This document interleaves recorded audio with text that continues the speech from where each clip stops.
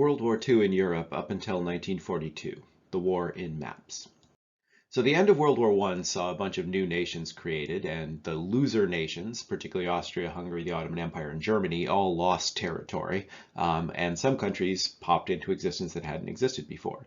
So Austria-Hungary was, of course, the big loser and created the most new countries. So, for instance, Czechoslovakia became a country that eventually subdivided later on in the 1990s, and Hungary became its own country as opposed to part of Austria-Hungary. Austria also became its own country.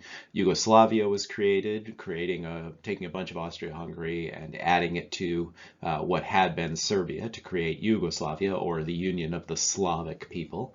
And Romania expanded to control the sort of Romanian ethnically dominant parts of what had been Austria-Hungary, so Romania got bigger. Also claimed part of what had been Russia, Moldova. And the Ottoman Empire was disbanded almost entirely. They lost their territories in the Balkans and particularly in the Middle East. So what we now think of as like Syria and Palestine or Israel, Jordan, those areas became independent countries. And Turkey, which was the largest chunk of the Ottoman Empire, became Turkey. And that was mostly dominated by ethnic Turks, but also a lot of Greeks and kind of a very modern mix of ethnicities and religions like there is in Turkey today. Poland was also created, and Poland was a big deal. Poland exists sort of like every now and then in world history, usually about every 100 years. It's stuck since World War II. But Poland was created out of part of Russia or the USSR, depending on how you want to think of that, and also part of Germany. And Poland would be the place where World War II in Europe would start. And here's the map so you can see what I was just talking about. So you did see down in what used to be Austro-Hungary land, these new nations getting formed here. You can see the part of Romania that was joined, Bessarabia, which was taken from Russia and given to Romania. Turkey, as you can see, became independent. And the big one, of course, is Poland, which took its eastern half from Russia or the Soviet Union and its western half from Germany. And the crucial thing, of course, was this little neck of land which connected the Polish city of Gdansk, which the Germans thought of as Danzig or Danzig. And this little neck of land allowed Poland to trade out into the Baltic Sea, so it was crucial for Poland as a nation to have access to the sea, and there were a ton of ethnic Poles here, so this made sense for this to be part of Poland. It did, however, separate Germany into two parts, which would be something that Hitler would claim needed to be fixed, and it would be over the city of Danzig or Gdansk that World War II would actually start in Europe. And here you see the kind of entirety of the early war parts of Nazi and Soviet aggression that began World War II. So one of the things that is often left out of the equation is that the Soviets did attack at the same time that the Nazis attacked. There had been a non-aggression pact. The two countries, the two dictators, Hitler and Stalin, had agreed not to fight with each other, and each of them was going to sort of take what they wanted first, and then they would go to war with each other later, kind of an honor amongst thieves sort of deal. But as you can see, the Soviets invaded Finland, they took the Baltic states, they took eastern Poland, and they took the part of Romania that had been taken from them in their minds back in June of 1940. So you did see the Soviets attacking, particularly into Poland during this period. The Nazis, of course, attacked Poland first. That was the first part of European World War II. And then very quickly, that was September 1939, they turned around and attacked Norway, which was a bit surprising to the world. And the only reason that the Nazis took Norway, which is honestly a fairly small and not particularly like important country in terms of resources or population or anything like that, was that holding Norway would allow the Nazis to interdict or stop or mess with supply convoys that would be taking goods and resources from either Great Britain or the United States off to the west, and coming up north down into Archangel and Murmansk, which are cities up in this bay here, which is how supplies had been gotten into the Soviet Union or Russia during World War I. And so holding Norway was actually kind of a key thing. And the interesting thing about this early part of the war, both Poland and Norway, those invasions by the Nazis, was that one, they were technologically very sophisticated attacks. The Germans, the Nazis, had learned how to use tanks and aircraft and radio together to create this new kind of war called Blitzkrieg, which was a very rapid war, a very technological war, basically the way we now wage war, where it's all about speed of motion, command and control, and those kind of things, rather than like big grinding armies doing attrition warfare like they had done in World War I. So these attacks were very quick, very sophisticated. For instance, Poland, which was a very large country, territorially at least, collapsed within 2 weeks. The Norway campaign didn't take very long either. And even though the Germans had a very small navy, they were able to take Norway with like parachute attacks and all kinds of new strategies that the Allies, particularly the British, who did fight to try and keep Norway out of German hands, failed to be able to deal with. So the Germans were technologically sophisticated in their attacks. And very importantly, while they were doing this, the French did nothing. The French army was mostly grouped here on the border of France. They assumed that the Germans would attack the way that countries normally attack, which is go straight at you. The Germans had made in the end, terrible decision during World War I to go through Belgium, if you remember the Schlieffen Plan. And the French decided that wasn't going to happen again because it had been so disastrous to the Germans, which was a terrible anticipation on the French part, a terrible mistake. So they had built a giant fortified line right there called the Maginot Line, which was designed for the Germans to kind of wash up against, like they had in World War I, trench warfare kind of thing, and be crushed. Although it turned out that the Germans had no intention of doing that, especially Hitler, who decided to do exactly what he had done in World War I, which is go through Belgium. So the French, weirdly, while the Germans were taking Poland and Norway, basically just sat behind their lines, figuring the Germans would come to them and they could be defeated more easily if the French just waited there. This was also a terrible mistake. The French army was bigger than the German army. It had better tanks, better aircraft. They also had a huge amount of British support. So the French and the British, had they attacked while the Germans were fighting in Poland or even fighting in Norway, would have had a very good chance of defeating Germany in the first 6 months of the war. But because they thought they were going to be fighting World War I, the French and the British, they failed to actually do what they needed to do, which was attack the Germans when the Germans were vulnerable. So this was a case of total failure on behalf of the French and the British. The British did move troops down up into Belgium, basically up in this place where I have my cursor right now. And basically they all just sat there and waited for the Nazis, which was not good planning. Once France fell, just so you understand the rest of the map, that brought Italy into the war, and then the Germans would go down to the Balkans, and then eventually prepare for their war in Russia, which I'll show you in a second. Here is the attack on Poland, just so you get a detailed picture of that. And you can see that the Germans were able to attack from kind of all directions into Poland, and the Soviets were attacking from the east as well. So Poland just collapsed very, very quickly.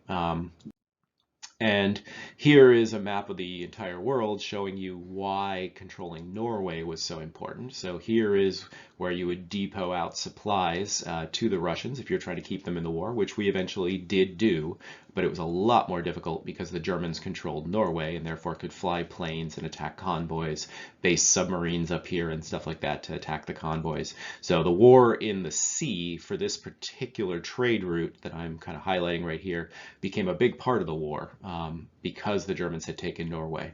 And so Hitler, you can see, had planned ahead very heavily. Like right from the start, the idea was not just to defeat the French, but also eventually to defeat Stalin, and also to kill as many Jews and Roma people and communists and gays and lesbians as he possibly could lay his hands on, the Jews being his primary target.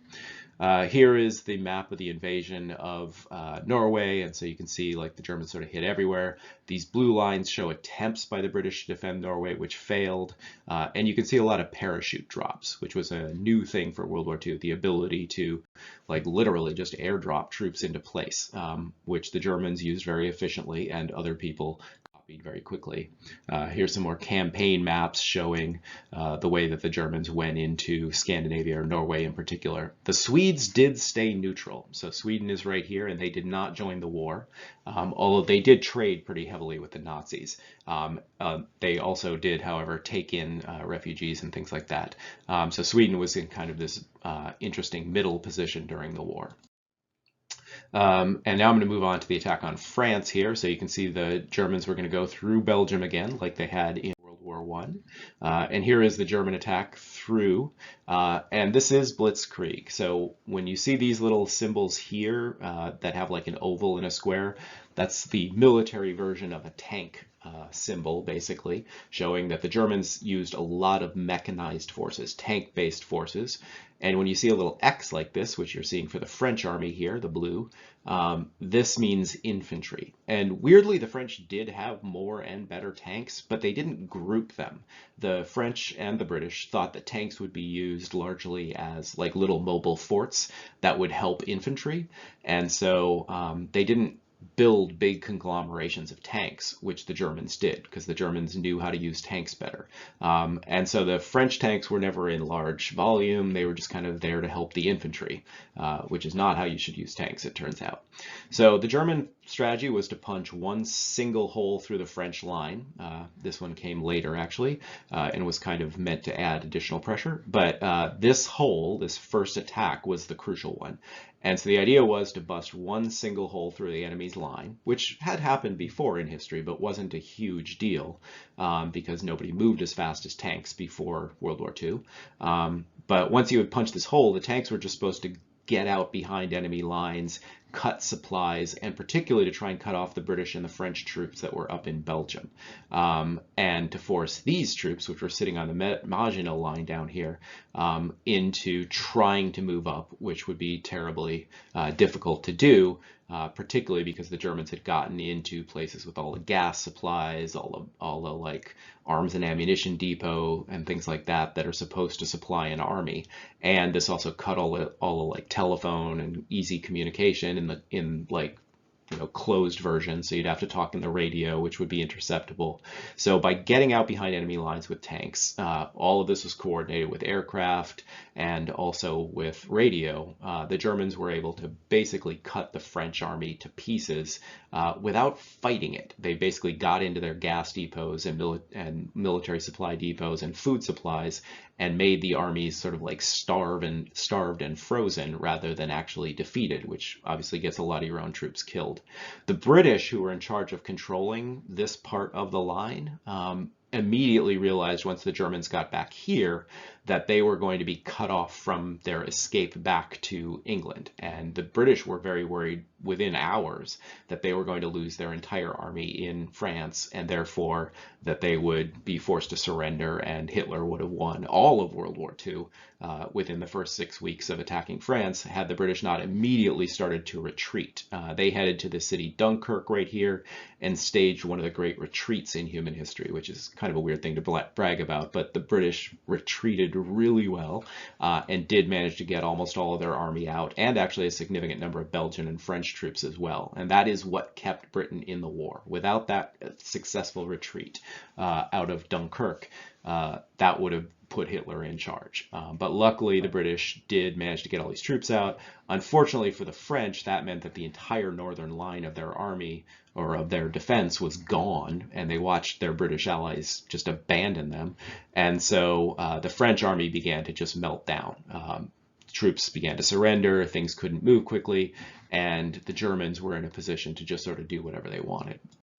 And this is the rest of what they wanted. So this is the map I just showed you. The Germans very quickly got to this line, and then once they were there, since the French army was all along this line and unable to move now very quickly because they were kind of traffic jammed and without supplies, the German army was able to just run through the rest of France with almost no stopping, and the French could not figure out how to stop that, so very quickly had to surrender.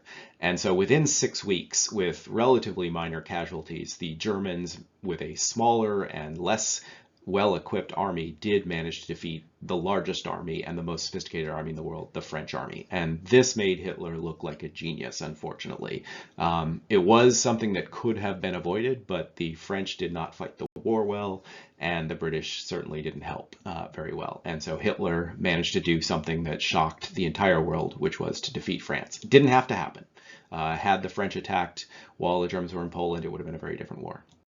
And having won the war, the Nazis immediately dismembered France. They created an occupied zone, which is the part that the Germans controlled personally, I guess, or directly. And the main idea here was to control the beaches, to keep the British and what they suspected would later be the Americans correctly from invading into France. So northern France was where you saw like all the resistance happening if you watch old movies and stuff like that, or war movies where you see like the French fighting the Nazis. Unfortunately, and the part of the story that's often less often told, is there were a lot of pro-Nazi French fascists, and they created a government called the Vichy government in southern France, which was run by French fascists who didn't send a lot of troops, but did actively support the Nazis during the war. So there were French fascists who were Nazi sympathizers. Most of those people would be hung or murdered after World War II for obvious reasons, but the southern part of France was an ally of the Nazis during the war, and which would be completely deadly, obviously, for French Jews later on. And the Germans immediately after conquering France moved on to try and conquer Britain, which you can see in this map here. The problem with attacking Britain for the Germans was that you had to get across the English Channel, and the Germans did not have a significant navy, and the British, of course, had the biggest navy on the planet at the time. The Americans would quickly pass them, but I believe at this point the British still had the biggest navy. So the Germans couldn't really get to Britain unless they could figure out how to control the air around this area so that they could then sail in and conquer Britain quite easily, because the entire British army had left most of their supplies here. They were barely in control of their own country if they had been attacked militarily on the land. So the Germans began a giant air campaign to basically wipe out British airfields, destroy British fighter cover, and therefore be able to control the air, which would allow them to control the sea over the English Channel. So this really crazy long Battle of Britain developed, or not crazy long, but crazy intense Battle of Britain, because this is July through October of 1940. German bombers and fighters attacked southern Britain, and to their great surprise, because they did have a slightly larger air force, about equal quality, the German planes always found that they could never get the British planes on the ground, which is where they're easiest to kill, and also that the British planes were always grouped together kind of exactly where they needed to be. So you never found the British unless they were in overwhelming force and they were not trapped on the ground. And it took the Germans a while to realize that what had happened is that radar had been invented, that scientists studying bat echolocation, like literally flappy bats and the way they echolocate in the dark, had invented radar and had put up radar stations all around Britain, which is how they were able to see the Germans coming and therefore avoid being destroyed by the Germans. Eventually, the Germans realized what was going on and built their own radar systems and tried to figure out how to get around it, but by then it was too late. And this map shows the radar coverage, so you could see like very far out it was possible for the British to realize the Germans were coming from these air bases that the Germans had built all over near the English Channel. You can see the British bases and radar stations on the coast. And so it was just basically impossible for the Germans to surprise the British, which meant that a large part of their air force was destroyed, and more importantly, it slowed the Nazis down. They had expected to quickly push Britain out of the war by bombing them into submission and then invading them if necessary. But that didn't happen. And so Hitler's second plan after Britain collapsed was to go after Russia. The problem was Russia was rapidly rearming, and Hitler knew that he had to attack the Soviet Union before the Soviet Union attacked him, and before the Americans perhaps joined the war. And so the failure to conquer Britain was not fatal to the Germans at the time, because they could simply stop attacking it with their air force, which they needed to attack Russia. But it did leave Britain in the game, and it left a place for the British to begin bombing Germany, bombing occupied France, and more importantly, a place for the Americans to land troops and material, which they could build up in Britain for a later and much larger attack on Europe. And so failing to attack Britain was really the point where Hitler lost the war. His generals pretty much knew that. Hitler did not believe it. He still thought that he could attack and win in Russia, and somehow, even though things hadn't gone quite right, he would still win the war. And that would be a terrible miscalculation, and bad for all of us.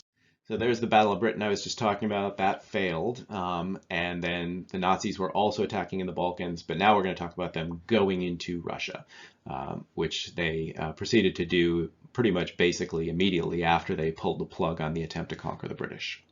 So this shows you the first part of the war in Russia.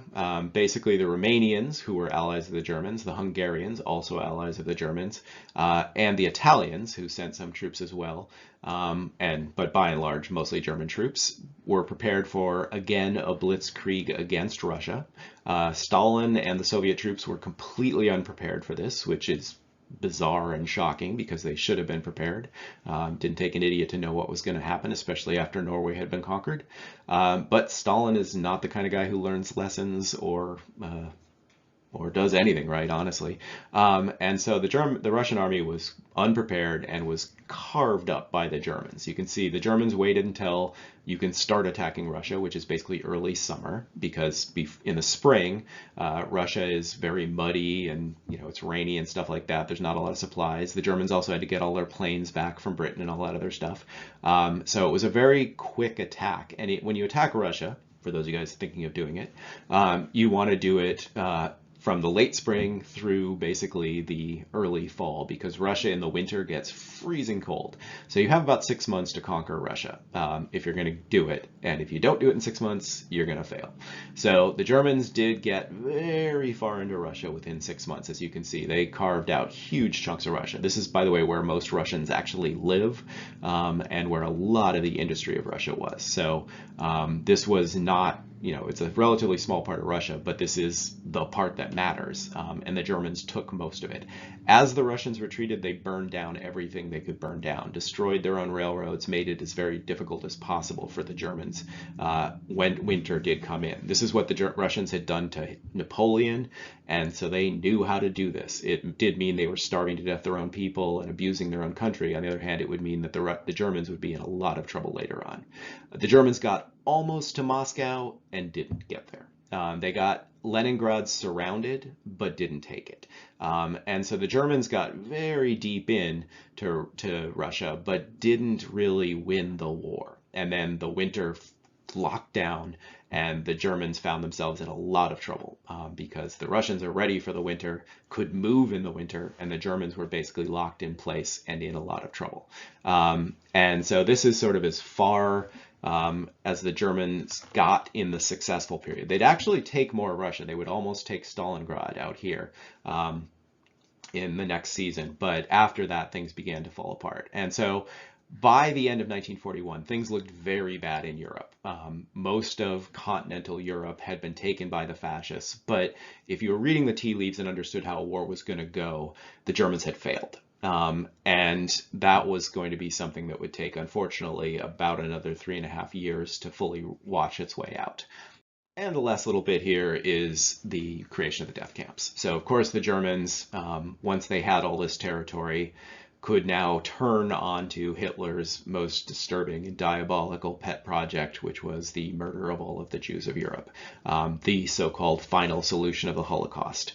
And so what you see here is a map of the various death camps, concentration camps built by the Nazis in the territories that they controlled, either Germany itself or the very large ones in Poland, which is where a huge chunk of the murderous death camp activity occurred, and then even out into German-controlled parts of what we would think of as the Soviet Union at the time, although these have become independent non-Russian countries today. But so this, unfortunately, all this German success, even though it was doomed in the long run, did make it possible for the Germans to actually put in practice the organized murder of Jews, and also Roma people who you may know from the pejorative slang term gypsy, communists, gays and lesbians. Basically anyone they didn't like was put in concentration camps. Jews, however, were the primary target, and 6 million or so of them would die in these death camps as a result of the German military successes, which did not have to happen. had the French or the Russians fought properly, things would have gone differently. And thankfully for everybody, the British managed to stay in the war, which would be the final doom of the Germans, because the British staying in the war allowed them to supply the Soviets, who managed to suffer their way into surviving long enough to eventually turn the tide and destroy the Germans. But that's for later. In the winter of 1941, Hitler was triumphant, had succeeded at almost everything, and the world looked very bad.